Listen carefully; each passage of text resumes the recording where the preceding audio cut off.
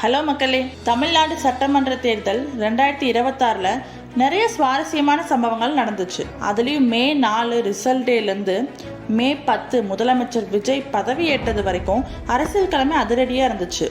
யார் அடுத்த முதலமைச்சர், பெரும்பான்மை விஜய்க்கு கிடைக்குமா, ஆளுநர் ஏன் தாமதப்படுத்துறாரு, குடியரசுத் தலைவர் ஆட்சி வந்தால் ரீஎலெக்ஷன் நடக்குமா, இந்த மாதிரி நிறைய டிபேட் அரசியல் களத்திலையும் மக்கள் மத்தியிலையும் போயிட்டு இருந்துச்சு. ஸோ ஆஃப்டர் எலெக்ஷன் ரிசல்ட் என்ன நடந்துச்சுன்னு பார்க்கலாமா? ரிசல்ட் டே அன்னைக்கு தெரிஞ்சிருச்சு. டிவிகே தான் ஃபர்ஸ்ட் பிளேஸ், 108 தொகுதிகள் வின் பண்ணியிருக்காங்க. வெற்றினா சாதாரண வெற்றியில் எம்ஜிஆரோட சாதனையை முறியடிச்சிட்டாங்க. ஸோ 1977 எம்ஜிஆருக்கு 33% வாக்குகள் பதிவாயிருந்துச்சு. ஆனால் இப்போ விஜய்க்கு 34.9, அதாவது கிட்டத்தட்ட 35% வாக்குகள் பதிவாயிருக்கு. இது ஒரு மாபெரும் விஸ்வரூப வெற்றின்னு தான் சொல்லணும். டிஎம்கே கூட்டணி கட்சிகளோட 73 தொகுதிகளும், ஏடிஎம்கே கூட்டணி கட்சிகளோட 53 தொகுதிகளும் வின் பண்ணியிருக்காங்க. தமிழக வெற்றி கழகம் என்னதான் தனி கட்சியாக ஜெயிச்சிருந்தாலும் 118 பெரும்பான்மை வேணும்.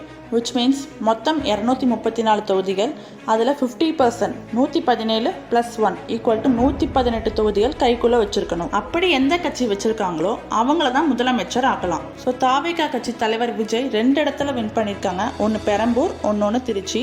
ஸோ திருச்சியில் அவர் ராஜினாமா பண்ணிட்டா 107 எம்எல்ஏக்கள் மட்டும்தான் அவர்கிட்ட இருப்பாங்க. மே 4 ரிசல்ட் வந்ததுக்கப்புறம் தாவேகா தலைவர் விஜய் ஃபர்ஸ்ட் டைம் ஆளுநரை சந்திக்கிறாங்க.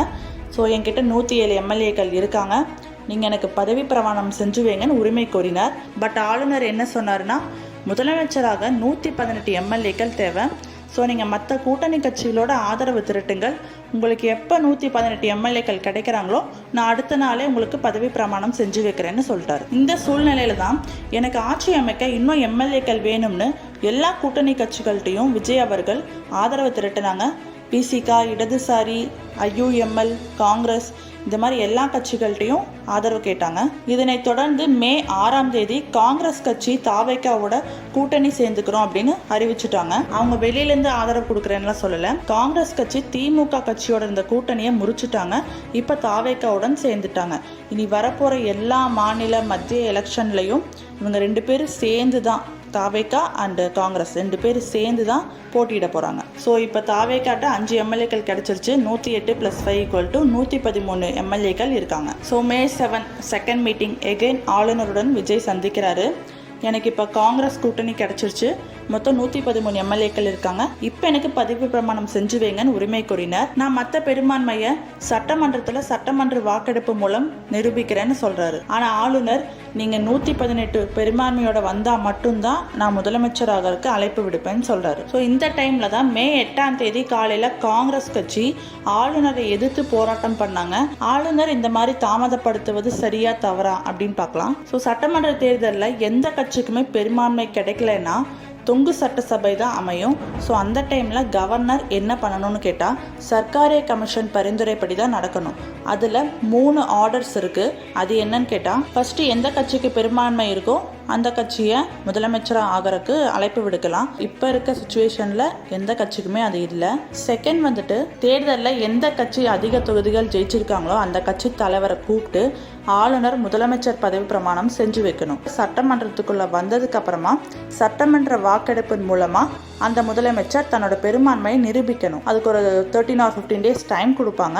அதுக்குள்ள நிரூபிக்கலைன்னா அந்த ஆட்சி கவிழ்ந்துரும். அப்படி பார்த்தா ஆளுநர் விஜயை கூப்பிட்டுருக்கணும், பட் அவங்க அழைப்பு விடுக்கலை. ஸோ சர்க்காரிய கமிஷன் படி என்ன சொல்கிறாங்கன்னா, பெரும்பான்மையை நிரூபிக்க வேண்டியது ஆளுநரோட இடத்துல இல்லை, சட்டமன்றத்தில் மட்டும்தான். ஸோ ஃபஸ்ட்டு ஜெயிச்ச கட்சியை கூப்பிட்டு பதவி பிரமாணம் செஞ்சு வைக்கணும். அதுக்கப்புறமா தான் நம்ம சட்டமன்றத்தில் சட்டமன்ற வாக்கெடுப்பின் மூலம் பெரும்பான்மை நிரூபிக்கணும் அப்படின்னு போட்டிருக்கு. ஸோ அது ஆளுநர் செய்யலைன்னு சொல்லிட்டு தான் காங்கிரஸ் போராட்டம் பண்ணாங்க. அடுத்து மே 8 இடதுசாரிகள் தாவேகா கட்சிக்கு நாங்கள் ஆதரவு கொடுக்குறோம் அப்படின்னு அறிவிச்சிட்டாங்க. சிபிஐ அண்ட் சிபிஎம், இந்திய கம்யூனிஸ்ட் கட்சி அண்ட் மார்க்சிஸ்ட் கம்யூனிஸ்ட் கட்சி, இவங்க 2 பேருமே எந்த நிபந்தனையற்ற ஆதரவு கொடுக்குறோன்னு சொல்லிட்டாங்க. ஆனால் திமுக கட்சி கூட்டணியிலேருந்து நாங்கள் வெளிவரல, தாவேகா கட்சிக்கு வெளியிலேருந்து ஆதரவு கொடுக்குறோம் அப்படின்னு சொல்லியிருக்காங்க. அந்த டைமில் விசிகா கட்சியும் ஐயுஎம்எல் கட்சியும் நாங்கள் ஆதரவு கொடுக்குறோன்னு சொன்னாங்க. பட் கடிதம் மூலமாக கொடுக்காம விட்டுட்டாங்க. ஸோ இடதுசாரி கட்சிகள் அண்ட் காங்கிரஸ் கட்சி ஆதரவோட விஜய் திரும்ப 3rd டைம் ஆளுநரை சந்திக்க போறாரு. ஆளுநர் என்ன சொல்றாருன்னா, 116 தான் இருக்கு உங்கள்கிட்ட, இன்னும் பெரும்பான்மை கிடைக்கல, விசிகா அண்ட் IUML கடிதத்தோட வர சொல்லுங்கள், அப்போ தான் நான் உங்களுக்கு வந்துட்டு பதவி பிரமாணம் செஞ்சு வைக்க முடியும் அப்படின்னு சொல்லிட்டாங்க.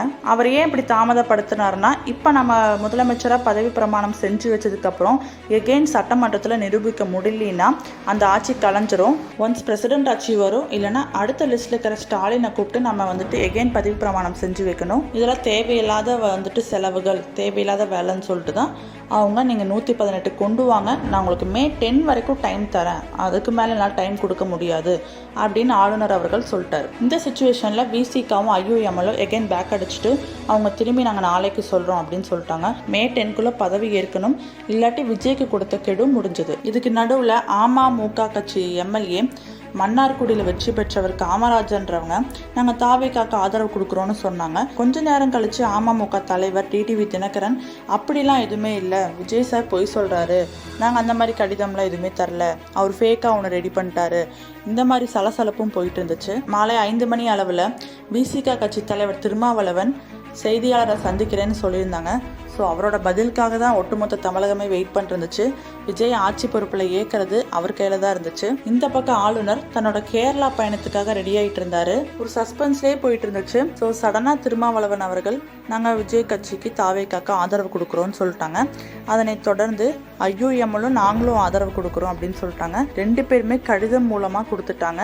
ஸோ 120 தொகுதிகள் இப்போ தாவேக்கா கையில் இருக்குது. உடனே விஜய் அவர்கள் ஆளுநரை பார்க்க அப்பாயின்மெண்ட் போட்டாங்க. பட் ஆளுநர் கேரளா பயணத்துக்கு போக ரெடி ஆகிட்டு இருந்தாரு. விஜய் வீட்டுக்கு போய் தன்னோட சட்ட வல்லுநர்களோட ஆலோசிச்சுட்டு இருந்தாங்க. இப்போ விஜய்க்கு 120 MLAக்கள் கிடைச்சும் ஆளுநர் இந்த மாதிரி மறுத்துட்டு போயிட்டா அது அவருக்கே பெரிய மைனஸ் ஆயிடும். ஸோ சடனாக தன்னோட கேரளா பயணத்தை ரத்து பண்ணிட்டாரு. உடனே விஜய்க்கு அப்பாயின்மெண்ட் கொடுத்துட்டாரு. விஜய் ஆளுநர் மாளிகைக்கு வந்துட்டாங்க. தன்னோட கூட்டணி கட்சிகளோட எல்லா தலைவர்களோட சேர்ந்து தான் போயிருக்காங்க. எனக்கு 120 MLAக்கள் இருக்காங்க, தாராளமாக இப்போ எனக்கு அழைப்பு கடிதம் கொடுக்கலாம்னு சொன்னாங்க. ஸோ அழைப்பு கடிதம் நான் உங்களுக்கு அனுப்பிச்சு வைக்கிறேன், 1 மணி நேரம் ஆகும்னு சொல்லிட்டாங்க ஆளுநர். விஜய் அந்த 1 மணி நேரம் காத்திருந்து வெயிட் பண்ணி அப்புறமா வாங்கிட்டு போனார். ஃபைனலி அந்த மேஜிக் நம்பர் 118 அண்ட் above 120 கிடைச்சிருச்சு. ஸோ May 10 முதலமைச்சர் விஜய் பதவி ஏற்றுக்கொண்டார். சி ஜோசப் விஜய் எனும் நான்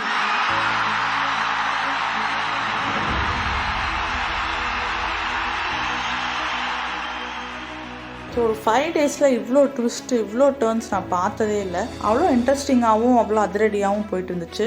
இதே மாதிரி வேறு ஏதாச்சும் இன்ட்ரெஸ்டிங்கான டாபிக் வேணால் கமெண்ட் செக்ஷனில் கமெண்ட் பண்ணுங்கள். So thank you, by.